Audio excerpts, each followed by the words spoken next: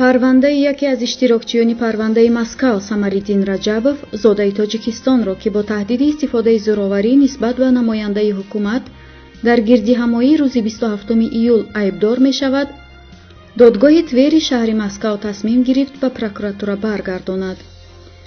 таври Новая газета хабар медиҳад, додрас Мария Сизинцева қайд кардааст, ки дар хулосаи айбнома ҷои содир шудани ҷиноят саҳеҳ зикр нашудааст.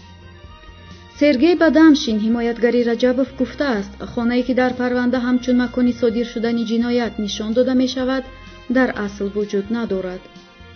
дар ҳамин ҳол додрасӣ чораи пешгирӣ нисбат ба Раҷабовро тағйир надода, ӯ то 27 декабр дар боздоштгоҳи тафтишотӣ СИЗО нигаҳ дошта мешавад. ёдовар мешавем, Самариддин Раҷабов рӯзи 27 июл дар гирдиҳамоии эътирозӣ дар Москав боздошт шуда, аз 2 август дар ҳабс қарор дорад. то замони ҳабс Самариддин бо лақаби мард сурудҳои рэп эҷод карда дар тиҷорати сохтмон кор мекард ва гоҳ-гоҳ дар иқдомҳои эътирозӣ ширкат меварзид.